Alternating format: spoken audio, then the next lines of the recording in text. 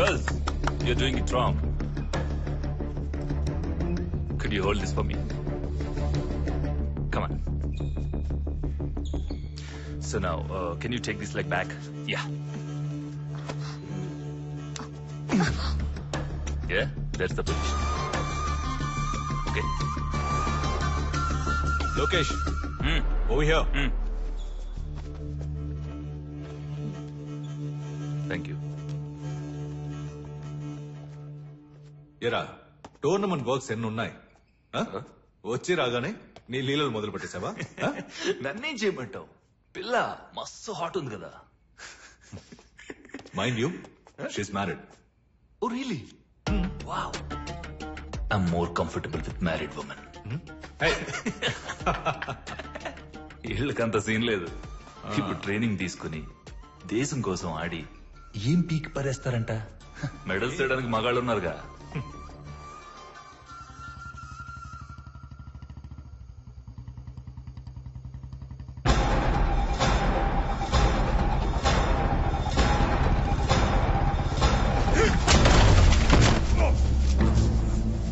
అన్నా వెంటనే బయలుదేరి కాడికి రా అన్నా. ఏంట్రా ఏదైనా ప్రాబ్లమా? చెప్తున్నా కదా, త్వరగా రాను నువ్వు.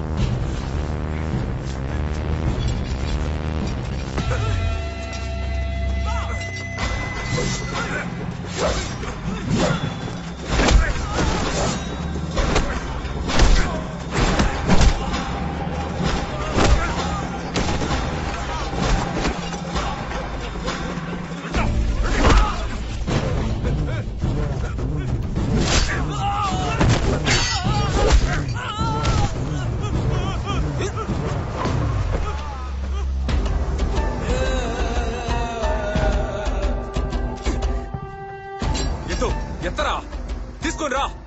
ఇవాళ నువ్వో నేను తేలిపోవాలి. నీతో గొడవపడి నేను చంపడానికి వచ్చా అనుకున్నావా? ఎప్పుడైతే నీ పిల్లం నన్ను కొట్టి నీ ప్రాణం కాపాడిందో ఆ రోజు నువ్వు చచ్చిపోయావు. నాకు సంబంధించినంత వరకు నువ్వు చచ్చిన పావు. పాలు తాగే పసిపిల్లడితోన్న గొడవకి వెళ్తాను గాని నీతో మాత్రం గొడవకి రాను. నీ మీద చెయ్యాలన్నా కూడా అవమానంగా ఉంది. నీకు విషయం తెలుసారా? ఎప్పుడైతే నీ పిల్లం నన్ను కొట్టిందో ఆ రోజు నుంచి నా పిల్లం నా మర్యాద ఇవ్వడం మానేసింది. ఊరందరి ముందు ఆడదాంతో దెబ్బలు తిన్నాను ఉమ్మేసింది. రై, ఎవరా ఫోన్ చేసింది?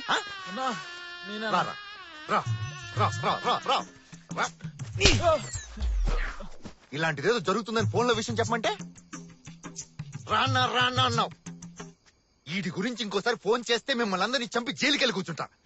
నా పాటికి నేను కార్తీక దీపం సీరియల్ చూస్తుంటే టెన్షన్ పెట్టారు కదా. టెన్షన్ రారా.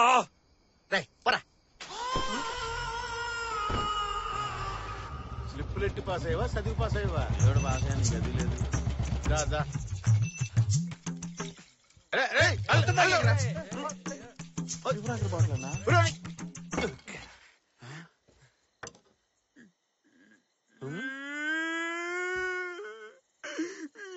ఏమైందో చెప్పాలడు. ఈ నెలగా కాపాడుకున్న పరువు మర్యాదలు అన్ని దొబ్బాయి. ఆ దాసుగాడు నన్ను చచ్చిన పావంటున్నాడు. ఊళ్ళో వాళ్ళందరూ వీరాని నా పేరు మర్చిపోయి కీర్తి మొగుడు అని పిలుస్తున్నారు. నాకు బతకాలనిపించట్లే మావయ్య. ఎందులోనైనా దూకి చచ్చిపోనుంది. నేనేమన్నాను రా? నీ ఫీలింగ్స్ నాకు పూర్తిగా అర్థం అవుతాయి అల్లుడు. నీకు జరిగిన అవమానాలు నాకు జరిగాయి అనుకో, నేను ఎప్పుడో ఊరేసు చచ్చేవాడిని. మళ్ళీ చేస్తాడు. నిన్న కాకినాడ కాంతారావు ఇంటికెళ్ళి మా అల్లుడికి మీ పిల్లనిస్తావా అని అడిగాను. దానికి ఆయన ఏమన్నాడో చెప్పమంట? ఏమన్నాడు? మీ అల్లుడు బారిలో గొడవ పడతాడు, పంచాయతీలో గొడవ పడతాడు, అంతెందుకు గుళ్ళో కూడా గొడవ పడతాడు. ఎక్కడ పడితే అక్కడికి నా కూతురెళ్ళి ఫైటింగ్లు చేశాన్ని కాపాడలేదు, దాన్ని నేను అలా పెంచలేదు అన్నాడు. దాని అర్థం ఏంటనుకున్నావు? ఏమర్థం మావయ్య? నీ పిల్లం తోడు లేకుండా నువ్వు ఒంటరిగా ఒంటేలు కూడా పోవని అర్థం అన్నాడు.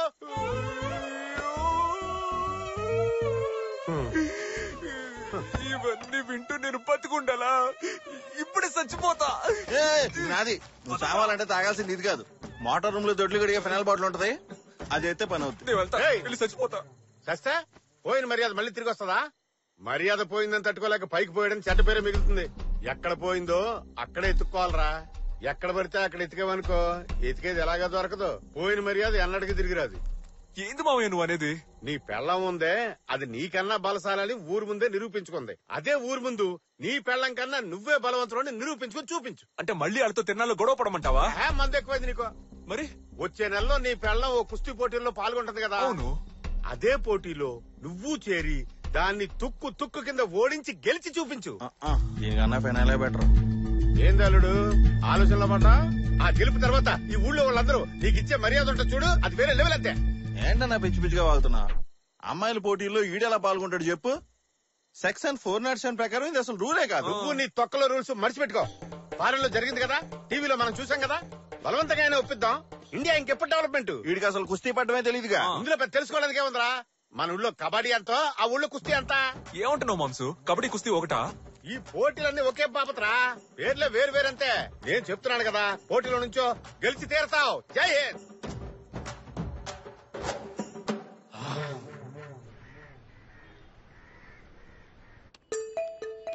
అయ్యో, చెబితే మీకు అర్థం కాదా? అది లేడీస్ కి జరిగే పోటీ. ఆడాళ్ళు మాత్రమే ఆడాలి అందులో. జెంట్స్ ఆడే పోటీలో పాల్గొని నువ్వు. అది జరగని పని అని చెప్తున్నా. నా మేనల్లుడు లేడీస్ మ్యాచ్ లో పాల్గొంటాడు. వాడికి అది లైఫ్ అండ్ డెత్. ఓయ్, నువ్వు అనుకున్నట్టు ఇది సాదా కుస్తీ కాదు, మట్టి కుస్తీ. మట్టి కుస్తీ అంటే మట్టిలో తనుకుంటారా? కుస్తీ అంటే modern free style wrestling, mat మీద ఆడేది. కానీ మట్టి కుస్తీ ఓల్డ్ ట్రెడిషనల్ రెజ్లింగ్, మట్టిలోనే ఆడాలి. Super tough. అదంతా నువ్వు చెప్పకూడదయ్యా. మేమంతా పుట్టినప్పటి నుంచి మట్టిలోనే దొరలేదాం. గిల్లి, గోలి, బొంగరం, కోతుకొమ్మచ్చి, చుక్చుక్కు బిళ్ళ, తొక్కుడు బిళ్ళ, కర్రసాము, ఇలా మేము ఆడిన ఆటలన్నీ జీవితంలో వాడుంటావా? మేమందరం మట్టిలో నాటికెళ్ళయ్యా. నువ్వు మట్టి వాగుడు ఆపి మా అల్లుడు పేరు రాసుకో ముందు. Hello sir. అవును సార్, బాగా నసగాళ్ళ ఉన్నారు. ఇదిగో వస్తున్నారు. ఈడే ఒక పొట్టి నాస మన నస అంటున్నాడు. వెళ్ళు నువ్వు వచ్చాక చెప్తా. ఏంటి ప్రాబ్లం? సార్, రాజమండ్రి ఏరియా నుంచి వచ్చా సార్. కీర్తితో కుస్తీ పట్టాలి, పోటీ పెట్టమని తన హస్బెండ్ ఒకటే నసపెడుతున్నాడు సార్. వాళ్ళిద్దరి మధ్య ఏదో సమస్య అనుకుంటా. అది ఎలా తీర్చుకుందాం అనుకుంటున్నాడు సార్. ఇంట్లో సమస్య అయితే దాన్ని ఇక్కడ తెలుసుకోవాలా? కోర్టుకు వెళ్ళమనవయ్యా, ఇడియట్స్. కోర్టుకెళ్తే ప్రాబ్లం తొందరగా తేలదు. వెంటనే సొల్యూషన్ కావాలనే కదా ఇక్కడికి వచ్చారు. అందరూ తప్పేంటి? అయితే మ్యాచ్ అరేంజ్ చేయమంటావా? ఏంటి నువ్వు? మ్యాచ్ అరేంజ్ చేస్తే తప్పేంటి? ఇంతకు ముందు హస్బెండ్ అండ్ వైఫ్ మ్యాచ్ జరగనేలేదు. జరిగితే ఆల్రెడీ పోటీలన్నిటికీ షెడ్యూల్ ఫిక్స్ చేశాం కదా సార్. స్పెషల్ కేటగిరీ మ్యాచ్ అని అనౌన్స్ చేస్తే పోలా? అంతా మన చేతిలో పనేగా. అది సరే, నువ్వెందుకు ఈ మ్యాచ్ జరిపించాలని అంత ఇంట్రెస్ట్ చూపిస్తున్నావు? కమ్ ఆన్, ఈ మ్యాచ్ జరిగితే నీకు నీ క్లబ్ కే బెనిఫిట్. ఎలా చెప్పు?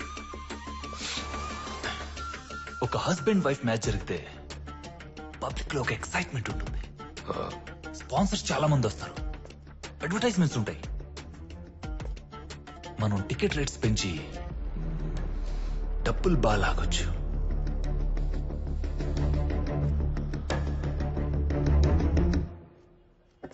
ఎండితో మాట్లాడానయ్యా. ఏపీ నుంచి వచ్చిన మీ ఉత్సాహాన్ని మెచ్చుకొని ఎండి పోటీకి ఓకే అనేశారు. పోటీలో ఈయన పాల్గొనబోయేది. ఈయనే పేరు వీర. వీర. మీరు ఏపీలో రెజ్లింగ్ ఛాంపియనా? ఇక మీదే నేర్చుకోవాలి. మొదలెడదాం. అన్నయ్య కావాలనే ఇందులో పోటీ పడుతున్నాడు. ఏం తెలుసు వాడికి అసలు కుస్తీ గురించి? 20 ఏళ్లగా కుస్తీ పడుతున్నా, నాకే ఇంకా కుస్తీ సరిగ్గా రాదు. ఎందుకలా డౌట్ గా చూస్తున్నావు? ఇదంతా రత్నంగా నాటకాలన్నయ్య. వాడి కోసమైనా మన అమ్మాయి ఈ పోటీలో పాల్గొని అల్లుడు గారిని ఎగేసి దిగేసి కొట్టాలి. బాగుందయ్యా నువ్వు చెప్పేది. ఊరందరి ముందు దీని మొగుడిని ఇది కొడితే రేపు మళ్ళీ ఇద్దరు కలిసి ఎలా కాపురం చేస్తారు? కీర్తి, ఈ పోటీలో పాల్గొనడం లేదని చెప్పేసిరా. మనకి కుస్తీ వద్దు, ఏమొద్దు. Sir post.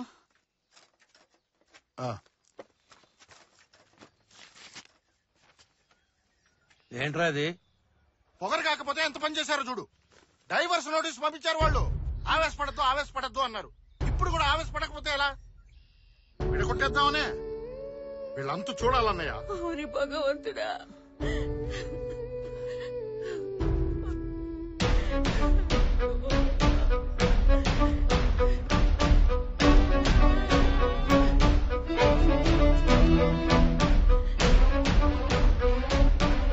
ఈ పోటీలో నేను ఖచ్చితంగా పాల్గొంటాను.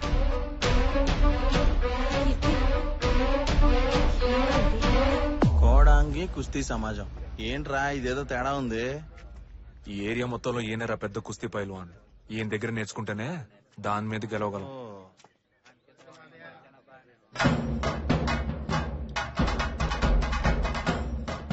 ఆయనరా కోచు.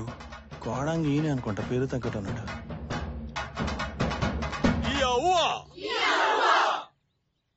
రా పిచ్చుకొక్క అరిసినట్టు అరుతున్నాడు, ఈడేం కుస్తీ నేర్పిస్తాడు రా. ఏంట్రా నుంచి చూడ పరిగెడుతున్నారు?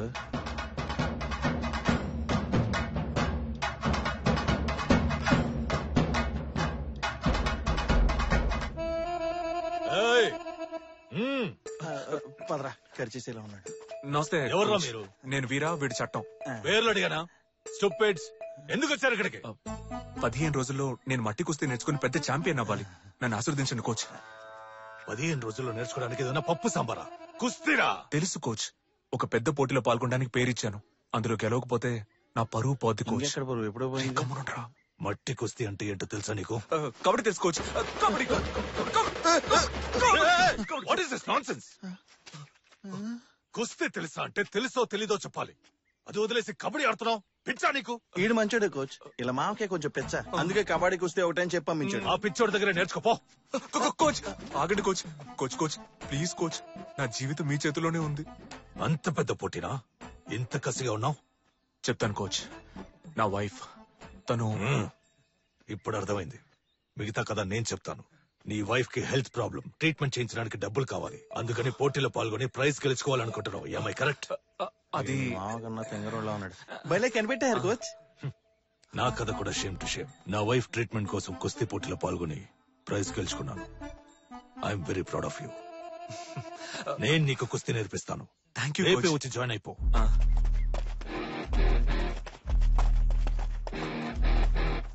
నువ్వు పోటీ పడేది నీ పెళ్లంతో అన్న విషయం ఇది తెలిస్తే నిన్ను శతక్కొట్టి చెవులు మూయిస్తాడు.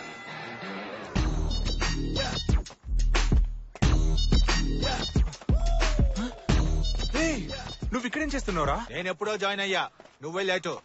భర్తల భద్రతా సంఘంలో నేను చేరినట్టు నా పెళ్ళానికి తెలిసిపోయింది. ఆఫీస్ లో అందరి ముందు లెఫ్ట్ రైట్ వాయించింది, అందుకే ఇక్కడికి వచ్చా. ఈ పోటీలు అవి వద్దమ్మా, చెప్పేది విను.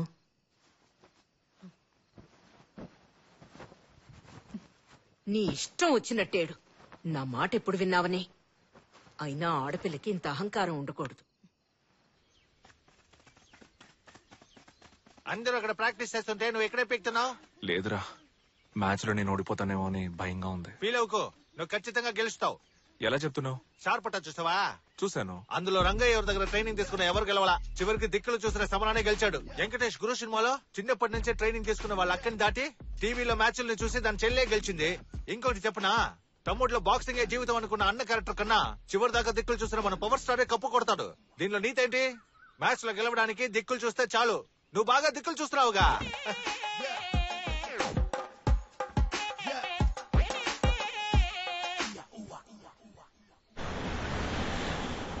ஊருக்காரங்க என்ன நினைப்பாங்க? சொந்த காரியம் என்ன என்ன பதில் சொல்றது? கேட்க மாட்டாங்க. ஏன் வண்டியில பதில் அப்பா எனக்கு கல்யாணம் வேணாம்ப்பா, ப்ளீஸ் பா. அப்பா ப்ளீஸ் பா. என் பொண்ணு வீட்டை விட்டு வந்து 2 மாசம் ஆச்சு. அவளுக்கு என்ன ஆச்சு? அவ எங்க போனான்னு தெரியாம அவ அம்மா வீட்டுல படுத்த படுக்கையா கிடக்கா. நீ ஒரு கோச் தானையா? நீயாவது வீட்டுக்கு இன்ஃபார்ம் பண்ணிருக்கலாம்ல. இவ்வளவு நாள் என் பொண்ணை பத்திரமா பாத்துக்கிட்டதுக்கு இதான் பிடி.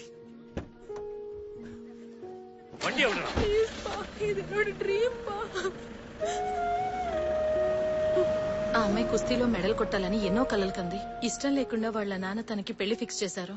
అది తప్పించుకుందామనే తను ఇక్కడికి వచ్చి జాయిన్ అయింది. పాపం.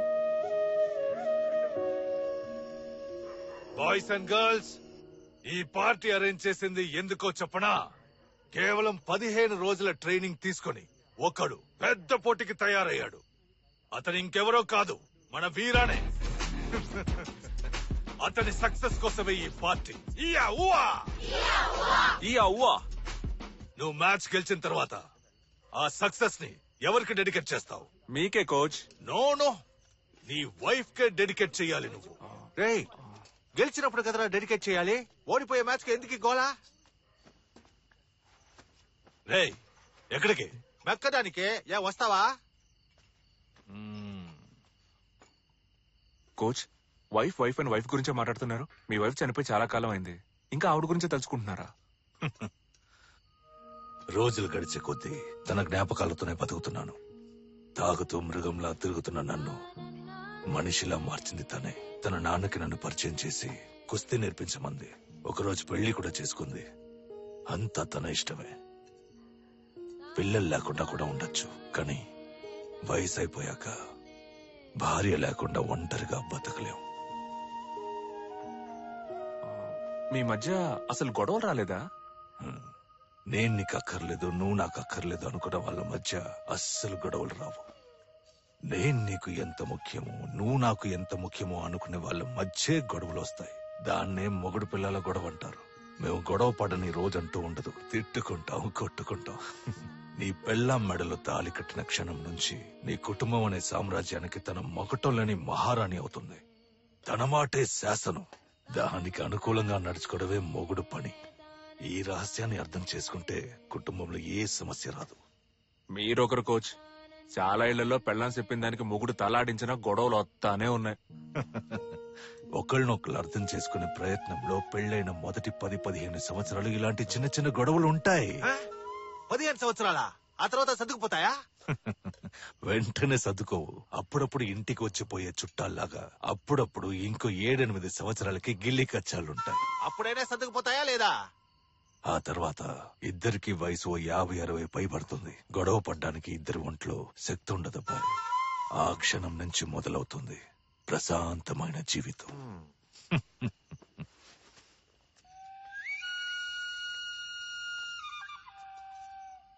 60 ఏళ్ల తర్వాత కలిసి బతికితే ఏంటి, చేస్తాయి ఏంటి? కుస్తీ నేర్పించమంటే కూర్చోబెట్టి ఓతగా క్లాస్ పెగుతున్నాడు. సిగ్గు లేకుండా నువ్వు వింటున్నావు.